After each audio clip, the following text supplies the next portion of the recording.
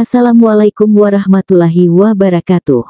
Selamat datang di channel As by Story. Jangan lupa like, komen dan subscribe serta aktifkan lonceng notifikasi agar tidak ketinggalan cerita menarik lainnya.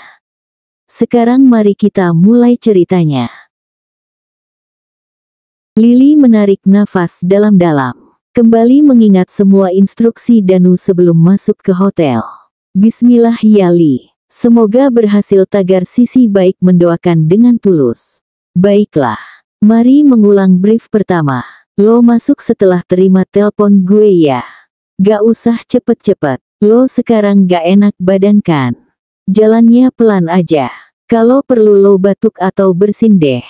Tapi jangan lebay. Aji tahu kalau lo pura-pura. Instruksi pertama itu kembali diulang Lili dalam ingatannya. Ponsel Lili berdering. 1 kali, 2 kali. Halo, jawab Lili. Lo udah sampai mana, Li? Buruan dikit. Suara Danu di ujung telepon terdengar mendesak. Senyum tipis Lili muncul. Sesuai rencana. Bentar lagi, Mas. Ini lagi OTW. Oke, meja 12 ya. Gue tunggu situ. Baik, Mas. Lili menutup telepon. Bismillah. Mau bohong aja pakai bismillah, tagar Sisi jahat menggoda. Ih biarin. Demi cinta semua halal, tagar Sisi baik membela. Tunggu, gue loh Sisi jahatnya, kok malah lo yang ngehalalin. Tagar Sisi jahat tertawa sinis. Apapun yang terjadi dalam hatinya yang sedang berperang, Lili sudah berada di depan pintu hotel. Kakinya yang tadi terburu-buru, dipelankannya. Sembari melirik wajahnya sendiri di kaca-kaca dinding yang ia lewati, Lili berusaha keras menampilkan sosoknya yang sedang sakit seperti perintah Danu. Itu mudah. Lili tak perlu berbohong. Matanya sudah memerah sejak Danu menyeretnya tadi. Danu juga bilang, wajah Lili sudah sangat pucat. Tadi pun di mobil, Lili beberapa kali memejamkan mata. Kepalanya pusing dan ia bahkan harus berhenti sejenak, sambil berpegangan di dinding. Karena itu, Lili tak merasa perlu menambahkan batuk atau bersin. Ia malah khawatir pingsan sebelum sampai ke meja tempat pertemuan yang dimaksud Danu. Ia memasuki restoran, sedikit celingak-celinguk, mencari meja yang dimaksud Danu. Namun, seorang pelayan mendekatinya. Ada yang bisa kami bantu, Ibu? Mau pesan untuk berapa orang? Sudah reservasi. Buru-buru Lili menggeleng. Ia baru akan mengatakan tujuannya, saat mendengar. Li, sini. Lili memutar tubuhnya dan Danu berdiri dekat jendela kaca yang juga berfungsi sebagai dinding sambil melambaikan tangan. Lili tersenyum. Saat itu, seseorang yang sedang duduk di depan Danu, menoleh ke belakang. Itu Aji. Saat Lili mendekat, ia bisa melihat Aji tampak terkejut melihat kehadirannya. Tapi pria itu kembali duduk tegak, membelakangi Lili. Sementara Danu akhirnya memilih untuk mendekati Lili, menjauh dari meja tempat Aji dan 2 orang tamunya sedang meeting. Danu sedikit khawatir saat melihat wajah Lili. Gadis ini benar-benar sakit, tak seperti yang ia duga. Rasanya belum lama ia meninggalkan Lili di mobil tadi, tapi wajahnya sudah terlihat seputih kertas. Jalannya saja begitu pelan. Lo yakin bisa lanjutin rencana kita? Bisik Danu saat mengambil tumpukan dokumen di tangan Lili. Lili tak menjawab, tapi saat memindahkan dokumen, ia merasa dunia berputar kencang sekali. Tubuhnya limbung, nyaris jatuh, sebelum kedua tangan Danu menangkapnya. Sementara dokumen pun berjatuhan di sekitar mereka. Li, pusing banget ya. Bisik Danu. Lili mengangguk pelan. Ya udah, lupakan aja rencana tadi. Lo duduk dulu. Biar gue pesanin susu manis biar pusing lo berkurang ya. Lanjut Danu sambil membantu Lili duduk di kursi terdekat. Setelah itu Danu memunguti dokumen yang terjatuh, memberi perintah pada pelayan dan kembali ke meja tempat Aji dan para tamu. Sementara itu Lili duduk, menunduk sambil memejamkan mata. Danu benar. Ia tak mungkin melanjutkan rencana itu. Tubuhnya tak bisa diajak kompromi. Lili tak hanya lapar, ia juga merasa mengantuk sekali. Susu hangat yang dipesan Danu tiba dan Lili menyesapnya sedikit demi sedikit. Perasaan berputar yang tadi ia rasakan mulai berkurang. Hanya memang kepalanya masih sangat sakit. Aji bahkan tak peduli pada keadaannya. Bahkan kalau rencana itu diteruskan, Lili tak yakin manusia batu itu akan tergerak menolongnya. Lili tak yakin, kalau ia sengaja pingsan di depan Aji seperti rencana Danu, maka pria itu akan menggendongnya pulang. Tidak mungkin. Melirik pun Aji sepertinya tak mau. Lili mengambil ponselnya dan mengirim pesan pada Danu. Mas, Lili mau pulang aja ya. Makasih sudah berusaha buat Lili. Tak ada jawaban, jadi Lili memutar tubuhnya mencari tahu. Keempat orang itu nampak asyik membahas sesuatu. Danu sedang menunduk dan memperlihatkan sesuatu dari dokumen yang tadi dibawa Lili. Lili menghela nafas, sedih. Tapi ia merasa lebih baik setelah menghabiskan segelas susu hangat. Ia bisa mengangkat wajahnya, dan tak ada lagi warna kuning kemerah-merahan bermunculan di pelupuk matanya. Matanya juga sudah tak lagi terlalu berair. Mumpung sudah lebih baik, Lili pun memanggil pelayan. Saat hendak membayar, ternyata sudah dimasukkan dalam tagihan Danu. Untuk sesaat ia ragu antara ingin berpamitan atau pergi begitu saja. Sekali lagi ia menoleh. Posisi keempat orang itu tak berubah. Mereka begitu asyik berdiskusi. Maka, Lili memutuskan untuk pergi begitu saja. Jangan menangis, Lili. Sudah tahu kan Aji itu jahat, kamu malah jatuh cinta sama dia. Tagar sisi baik kali ini berusaha menguatkan hati Lili. Lili memilih naik bis. Ia memang sudah lebih baik. Tapi karena harus menyusuri jalan naik turun tangga hingga ke halte TJ, tubuhnya kembali terasa tak enak. Begitu bis muncul, ia langsung duduk bersandar di kursi, memejamkan matanya. Untungnya tak banyak penumpang. Bis belum jalan, ketika sebuah topi tiba-tiba menutupi kepalanya. Lili mendongak kaget. Spontan ia ingin menghindar, tapi saat itulah matanya melihat Aji berdiri di depannya, berpegang pada tiang, memandanginya dari balik kacamata hitam. Lili meneguk liur, tak tahu harus melakukan apa. Ia terlalu bingung menghadapi situasi yang tak disangka seperti ini. Jadi ia hanya menatap Aji. Entah apa yang ada di balik kacamata itu. Lili ingin sekali membaca sorot mata Aji. Tapi itu percuma. Jadi ia pun diam dan menunduk. Whatever happen, let it happen. Lebih baik ia kembali memejamkan mata. Bis mulai berjalan pelan, mengguncang beberapa kali membuat kepala Lili bergoyang-goyang. Sulit bersandar dalam kendaraan yang berjalan seperti itu.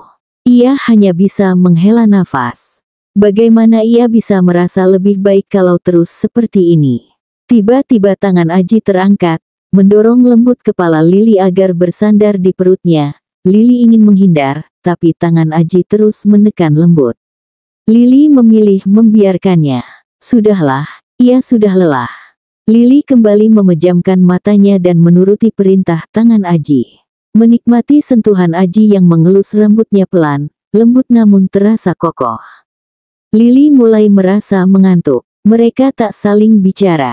Lili tak benar-benar tertidur dan Aji berdiri sepanjang jalan. Beberapa orang memandangi keduanya. Mungkin, heran melihat tingkah keduanya yang tak lazim. Tapi mereka sama-sama tak peduli. Ada sesuatu yang tak terlihat sedang terjadi. Telapak tangan Aji menyentuh pipi Lili. Terasa dingin. Tapi Lili menyukainya. Saat Aji hendak mengangkat tangannya, tangan Lili justru menekannya untuk tetap seperti itu. Maafin Lili ya, Pak. Bisik Lili tanpa mengangkat kepala. Tak ada jawaban, Aji hanya mengeratkan rangkulannya. Suasana di antara mereka kembali diwarnai kebisuan.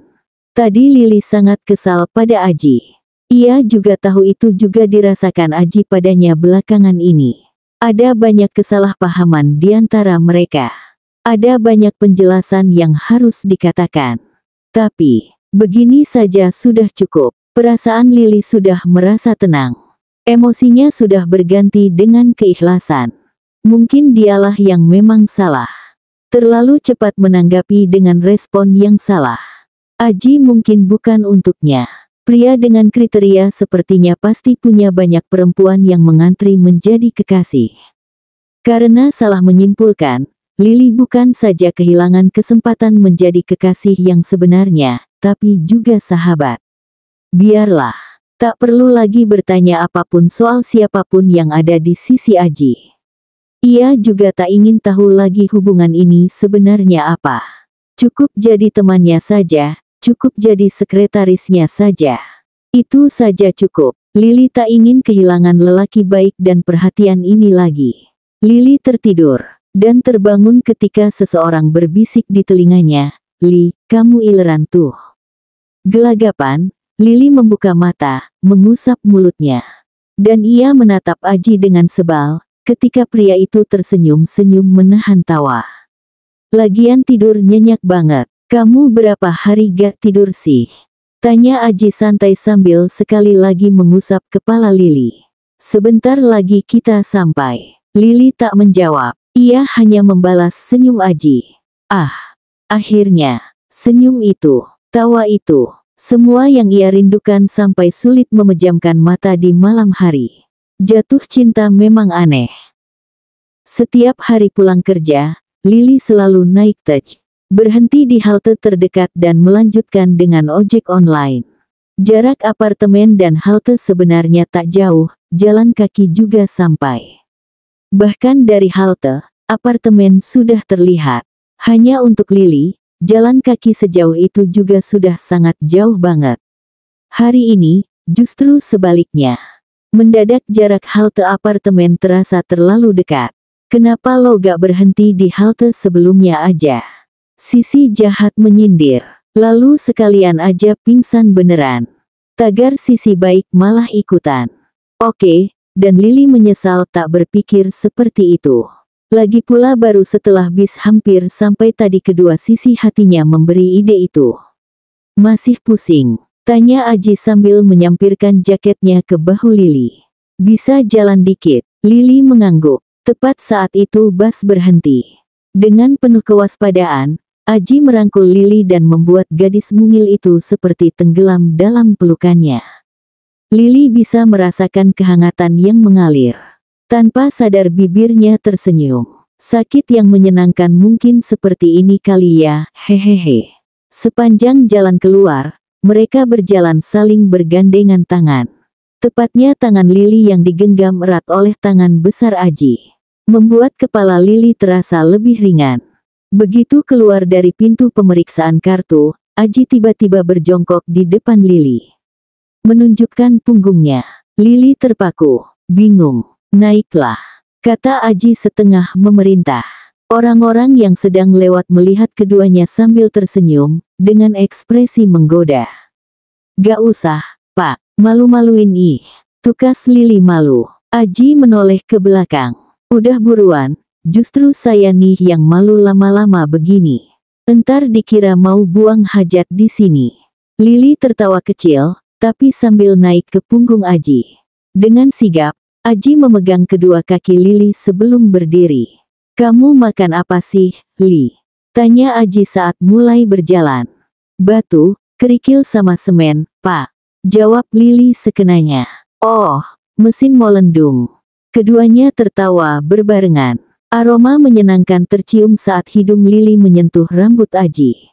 "Pakai sampo apaan, Pak?" "Rambut Bapak wangi," ujarnya iseng.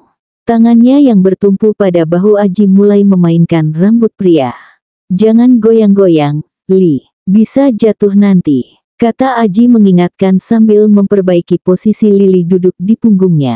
Ia berjalan lebih cepat. Bukannya berhenti, kali ini Lily malah memegang telinga Aji dan menarik-nariknya.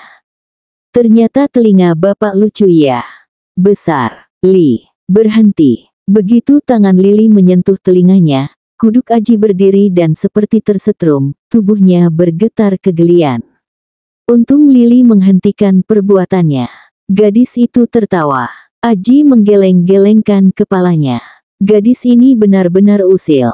Ia pun meneruskan langkahnya. Tapi seringai lebar muncul di wajah Lili lagi. Salah satu tangannya turun melewati bahu Aji, bergerak menuju leher dan jari-jari mungilnya bergerak menggelitiki dagu bawah pria itu.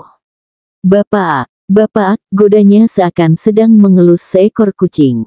Lili, teriak Aji tak tahan lagi. Ia melepaskan pegangannya, dan menurunkan Lili dengan cepat. Wajahnya masih terlihat merah padam saat memegangi lehernya yang barusan digelitiki Lili. Sementara si biang onar tertawa-tawa. Tapi tak lama, karena tubuh Lili kembali limbung. Aji buru-buru menangkapnya sebelum terjatuh. Sekali lagi, ia menggendong gadis itu di punggungnya. Tak seperti sebelumnya, Lili memilih tetap diam. Kamu ini kalau sehari aja gak iseng bisa gak sih, Li? Lagi sakit, masih iseng juga, omel Aji sambil jalan. Lili tertawa kecil. Kepalanya yang pusing disandarkannya di belakang kepala Aji. Abis Lili kangen sama bapak, bisiknya jujur. Aji terdiam, tapi ada senyum tipis muncul di bibirnya. Tanpa kata, ia berbisik dalam hati.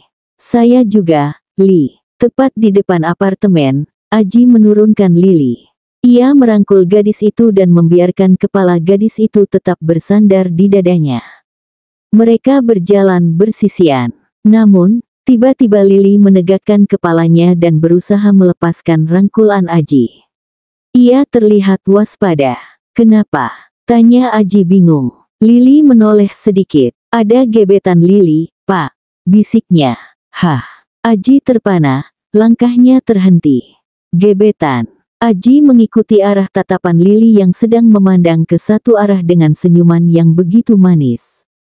Seorang pemuda berpakaian seragam biru tua tampak mendekati mereka. Wajahnya yang kecoklatan, cukup tampan dan bersih dari kumis atau jenggot. Tinggi badannya kurang lebih tinggi Aji, dengan bahu yang juga hampir sama lebarnya. Dalam balutan seragam seperti itu, otot-otot di tangannya tampak terlihat jelas.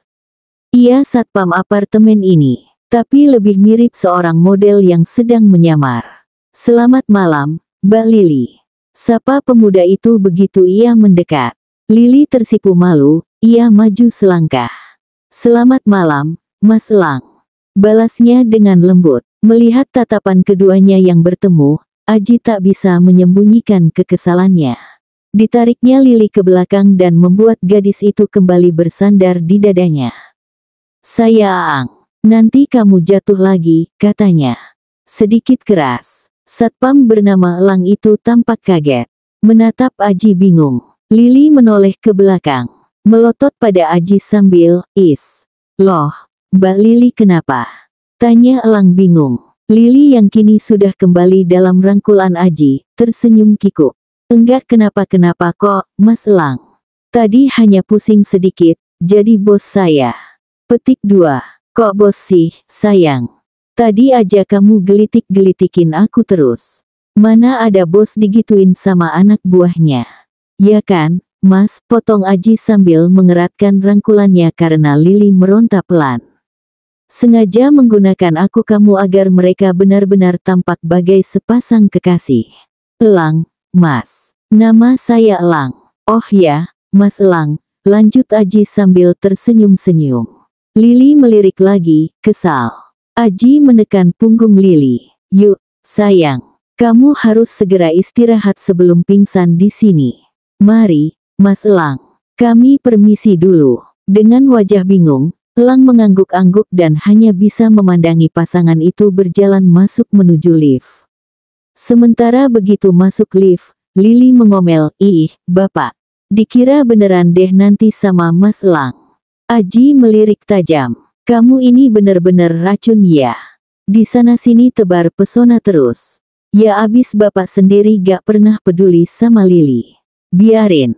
Wiu, ejek Lili sambil mengulurkan lidahnya. Saya pulang nih. Ancam Aji dengan jari bersiap menekan tombol lift. Raut wajah Lili yang mengejek kontan berubah sayu. Bibirnya mencebik. Kakinya menghentak lantai lift. Bapak, petik 2. Aji maju hingga tubuhnya nyaris menempel pada Lili. Tangannya terangkat, Lalu seperti tadi Lili menggelitiki dagu bawahnya, ia juga melakukan hal yang sama. Lili, godanya dengan senyum tertahan. Tawa Lili pun pecah. Tanpa malu-malu, ia menyerbu dada Aji, memeluknya senang. Aji juga. Mereka tertawa bersama.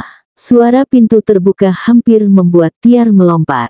Namun, suara tawa dua orang yang terdengar begitu langkah-langkah berisik itu masuk apartemen, membuat tubuhnya membeku. Ada orang di rumah, Li? Suara laki-laki bertanya makin membuat Tiar siaga. Gak ada. Kakak Lili lagi tugas di luar kota, jawab suara perempuan yang dikenal Tiar begitu ringan. Tiar menyipitkan matanya. Come on, Lili. Gue dianggap apaan? Hiasan dinding. Kenapa? Bapak mau nemenin Lili. Suara Lili menggoda terdengar lagi. Kali ini dada Tiar langsung sesak. Dasar tuh anak. Kapan dia mikir dikit kalau ngomong sih? Kamu ngomong begini sama saya aja, ya. Awas kalau sama si elang itu. Suara tawa Lili membahana di ruang tamu. Kamu mau kemana? Udah di situ aja dulu. Kamu belum makan kan? Suara laki-laki itu terdengar khawatir. Kalimat itu membuat kening Tiar berkerut.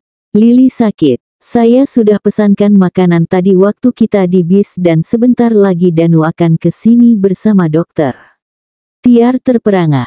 Jangan-jangan dia. Nanti setelah makan, minum obat, istirahat ya. Lagi-lagi suara laki-laki itu berkata dengan nada memerintah. Tapi entah kenapa, Tiar malah tersenyum.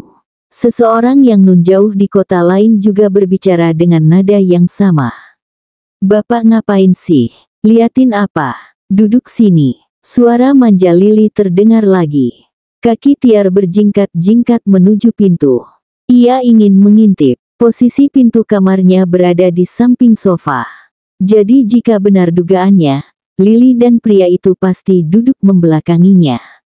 Sambil menggigit bibirnya, Tiar membuka pintu pelan-pelan. Berhasil. Pintu terbuka sedikit. Susah payah ia melirik ke arah sofa, dan tampak seorang pria sedang duduk. Tiar sempat kesulitan menemukan Lili dan baru menyadari kalau gadis itu tengah bersandar di dada pria itu. Padahal Lili gak perlu obat. Bapak aja udah jadi obat. Lili tahu, Pak, kata Lili dengan nada manja. What's? Astagfirullah, Li. Lo bener-bener niat ye godain syahwatnya orang, pekik Tiar dalam hati. Kamu ini, bener-bener. Pria itu tampak kehabisan kata-kata. Apa? Lili apa? Lagi-lagi nada menggoda itu lagi. Racun. Akhirnya terdengar jawaban yang juga diiyakan Tiar dari dalam kamar. Racun. Hahaha. Racun. Tiar menggeleng-gelengkan kepala. Lili benar-benar keterlaluan. Tak ada takutnya sama sekali. Ia tak tahu apa yang akan dilakukan Lili kalau ia tak ada di rumah. Perlahan, Tiar kembali menutup kamar. Kali ini ia menguncinya. Sangat pelan. Setelah itu ia duduk menunggu sambil bersandar di pintu. Dari dalam kamar, Tiar mendengar bel pintu berbunyi. Seseorang datang. Mungkin itu makanan dan obat yang dipesan oleh pria itu. Untuk beberapa saat, Tiar mendengar suara dua orang mengobrol di ruang tamu. Setelah menyuruh Lili minum obat, tak ada lagi suara orang mengobrol. Hanya langkah-langkah pelan berjalan bolak-balik antara kamar dan ruang tamu. Setelah itu, tak ada lagi terdengar suara apapun dari ruang tamu. Untuk beberapa saat, Tiar memutuskan untuk menunggu. Sudah beberapa jam, Tiar mulai bosan berada di kamar. Ia juga ingin melihat keadaan Lili. Tadi saat menelpon ke kantor Lili, untuk memeriksa gadis itu, seseorang bernama Emi memberitahunya kalau Lili sedikit demam dan setelah mendengar obrolan tadi, Tiar juga khawatir. Meski setelah mendengar Lili bicara, ia malah mengira gadis itu mungkin memalsukan sakitnya. Tiar memutar gagang pintu, hendak keluar. Saat itu ruang tamu sudah gelap gulita. Tapi baru satu langkah keluar, ia melihat bayangan sesuatu bergerak di atas sofa. Tiar terkesiap dan fokus menatap sofa. Itu manusia. Manusia yang sedang tidur. Tiar buru-buru mundur ke dalam kamarnya lagi, menutup pintu dengan kecepatan tinggi. Untungnya ia berhasil mengendalikannya hingga pintu tak menutup dengan suara keras. Tangan Tiar menekan dadanya. Meski gelap, ia tahu betul itu bukan Lily. Pertama, karena Lily paling tidak bisa tidur dalam kegelapan. Kedua, karena kaki dengan panjang melebihi lebar sofa itu pasti bukan milik Lily, gadis mungil yang hanya dengan bergelung di atas sofa saja sudah tak terlihat. Pria itu, siapapun dia, ia menginap di apartemen ini. Lily mungkin terlihat baik-baik saja. Mungkin karena sifat cerianya yang tak pernah hilang, apapun situasinya. Tapi itu berbeda ketika Aji mendengar hasil pemeriksaan dokter yang diantar oleh Danu. Gadis itu masih tersenyum-senyum ketika dokter memeriksanya. Tapi saat mendengar hasil diagnosis sementara, Aji terdiam. Bagaimana bisa Lily bekerja dengan demam mencapai hampir 39 derajat Celcius dan tekanan darah yang hanya 80/90 tanpa jatuh pingsan? Lily gak apa-apa, Pak. Udah biasa, kata gadis itu setelah dokter memeriksanya dan meninggalkan mereka berdua di kamar. Aji hanya bisa menatapnya tak percaya. Senyuman itu masih ada, walaupun wajahnya begitu pucat. Sebersit rasa bersalah muncul di hati Aji. Ini semua karena dia. Karena dia, gadis itu memaksakan diri untuk datang ke restoran. Andai Danu tak memperlihatkan betapa buruknya keadaan Lily, ia mungkin takkan pernah mempercayai informasi dari Emi dan Danu tentang Lily selama hubungan mereka memburuk belakangan ini. Maafkan saya, Li, bisik Aji tertunduk di tepi tempat tidur Lily. Kali ini Lily tak menjawab. Tangannya meraih tangan Aji, mencengkeram lembut sambil tersenyum. Tatapan itu membuat Aji tak tega meninggalkannya. Saat itulah ia memutuskan untuk menunggu Lily yang sendirian di apartemen itu meski sebelum tidur, gadis itu sudah memintanya untuk pulang. Tapi, tengah malam Aji merasakan kehadiran orang lain di apartemen itu. Ia sedikit kaget melihat pintu kamar yang kata Lily adalah kamar Jaya, abang Lily, terbuka dan seorang gadis muncul dari kamar itu. Mereka sama-sama terkejut. Gadis itu masuk kembali ke kamar sementara Aji terbangun dan duduk di sofa ruang tamu. Lama ia menunggu sampai gadis itu keluar lagi untuk sekedar memperjelas situasi, tapi sampai ia tertidur lagi, gadis itu tak muncul-muncul. Saat azan subuh berkumandang, Aji bangun untuk sholat dan sekali lagi memeriksa keadaan Lily. Demam gadis itu sudah turun, ia juga tampak tidur dengan nyenyak. Setelah yakin, Aji mencuci muka di kamar mandi yang ada di kamar Lily.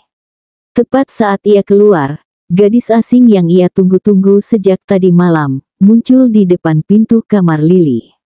Gadis itu tersenyum pada Aji saat masuk. Di tangannya ada handuk terlipat yang kemudian ia sodorkan pada Aji.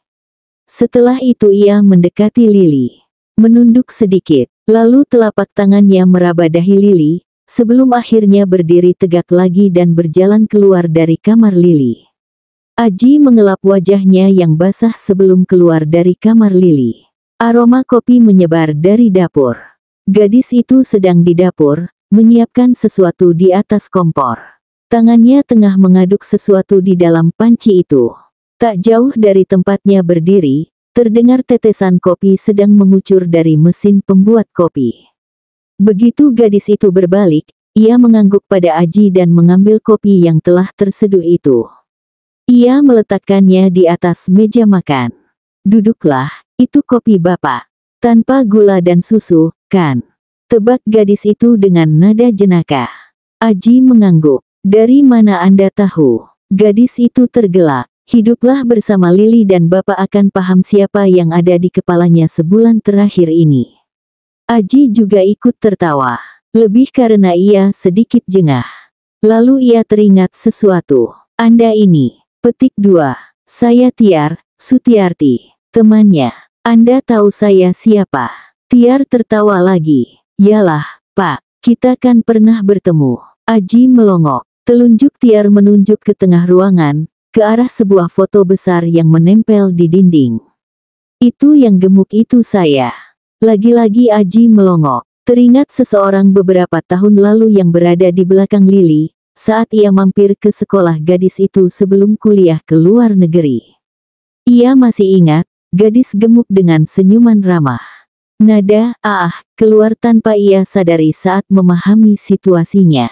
Tiar tak heran melihat mimik wajah Aji yang jelas kebingungan melihat gadis dengan berat mencapai 72 kg, kini berubah menjadi gadis tinggi langsing. Itu sebabnya ia membiarkan foto lamanya tergantung di apartemen. Masa lalu tak perlu disembunyikan, justru ia ingin memberitahu semua orang. Hidup sehat itu bisa membuat gadis manapun menjadi lebih cantik. Sebagai seseorang yang pernah mengalami gangguan kepercayaan diri karena bentuk tubuh, inilah cara Tiar mengingatkan betapa pentingnya berolahraga dan makan makanan sehat. Setelah menyeruput kopinya sedikit, Aji mulai menjelaskan, "Saya mohon maaf karena menginap tanpa izin di sini. Semalam, saya pikir Lili sendirian dan keadaannya, saya khawatir, jadi itu sebabnya saya pikir lebih baik saya menginap di sini untuk menjaganya." "Gak apa-apa, Pak. Anda memang lelaki pertama menginap di sini. Tentu saja selain abangnya, tapi Anda bukan orang asing buat Lili," kata Tiar ramah. Dengan nada sedikit berubah, ia kembali berbisik, "Selalu ada pertama kali." Aji tersenyum simpul. Lalu wajah Tiar berubah serius. Sambil menghirup kopinya sendiri, ia berdiri bersandar di wastafel cuci piring, menatap Aji. "Pertama kali juga saya melihat sahabat baik saya menangis sampai tertidur dan saya tak tahu harus bagaimana." Senyum di bibir Aji menghilang. Tatapan tajam Tiar seperti mengulitinya. "Dan pertama kali juga saya melihatnya kehilangan selera makan, tak bisa tidur dan satu-satunya yang ia kerjakan selama 3 hari ini hanya memandangi ponsel," lanjutnya. Kali ini ia meletakkan gelasnya di atas kitchen island. Aji tak tahu harus berkata apa. Ia hanya menunduk, menatap kopi hitamnya. "Saya belum cerita ini ke abangnya, atau orang tuanya. Tapi minggu ini, semua berat buat Lili. Saya malah berpikir untuk menyuruhnya resign." "Lili." Tiar terdiam dan menarik nafas dalam-dalam. Mengatur emosinya agar tetap tenang. "Saya, abangnya dan kedua orang tuanya tak pernah melihatnya seperti ini sebelumnya. Jadi, kalau saya saja bisa merasa sakit melihatnya seperti itu, apalagi mereka." Mendadak tenggorokan Aji terasa kering. Ia tak tahu, apa yang ia rasakan beberapa hari ini juga dirasakan Lili. "Maaf saya." Aji menggeleng-gelengkan kepalanya. Tiar berbalik dan senyumnya kembali, "Tidak perlu, Pak. Jangan ke saya. Semalam, maaf kalau saya harus menguping, saya tahu hubungan Bapak dan dia sudah baik lagi. Maaf karena, jujur ya Pak, Lili mungkin sedikit. Bapak tahu, kadang saya takut orang akan salah paham pada kata-katanya atau tindakannya." Aji juga tertawa kecil, mengangguk mengiyakan. "Saya bermaksud memperjelas hubungan kami setelah dia sehat nanti. Tapi banyak yang harus saya bereskan. Gosip itu, walaupun bagaimana, saya tidak mau keluarga Lili tahu dari media. Lili juga masih jadi sekretaris saya, dan saya khawatir kalau hubungan kami ketahuan, ia akan dikucilkan teman-temannya," ujar Aji memberitahu. Tiar menghela nafas. Ia duduk di depan Aji. "Sebaiknya, Bapak selesaikan saja dulu semuanya. Jangan mengatakan apapun pada Lili. Dia itu gampang panikan, dan kadang terlalu berlebihan merespon sesuatu. Soal keluarganya, kalau perlu anti saya yang akan bantu Bapak jelasin semuanya. Itu juga yang saya pikirkan. Demi kebaikan Lili, saya akan berusaha mengklirkan semuanya dulu." Kembali Tiar menghela nafas. Lega. Ia menatap Aji dengan tatapan penuh arti. Akhirnya mereka punya kesepakatan bersama. Demi Lili, demi kebaikannya. Tiar menepuk meja dan berdiri. "Baiklah, saya harus pergi. Minggu ini saya mulai melatih di gym. Bapak bisa menunggu Lili sampai ia bangun. Dan, oh ya, Anda bebas menggunakan apapun di dapur ini untuk sarapan. Saya juga sudah membuatkan bubur untuk Lili. Cukup banyak kalau Bapak juga mau. Tapi maaf Tiar, bisakah Anda berhenti memanggil saya Bapak? Panggil saja Aji, pinta Aji ragu. Tiar tertawa. Dan bisakah kita berhenti memakai Anda-Anda ini? Gue bisa panggil lo Mas Aji, kan? Come on, it's so hard to be formal. Tawa Aji juga meledak. Mereka saling mengangguk setuju. Pertama kali Aji merasa bebas bicara di depan sahabat kekasih hatinya. Ia senang perasaannya dimengerti oleh Tiar, yang jelas lebih dewasa dalam berpikir dibanding gadisnya sendiri. Mendapat dukungan dari sahabat terdekat Lili sungguh membuat hatinya jauh lebih tenang. Buat Tiar sendiri, ini pertama kali ia bertemu Aji sejak Lili bekerja. Ia memang mengingat Aji yang sedikit pendiam, tapi beberapa hari sejak Lili bekerja ia tak yakin Aji masih sama seperti dulu lagi.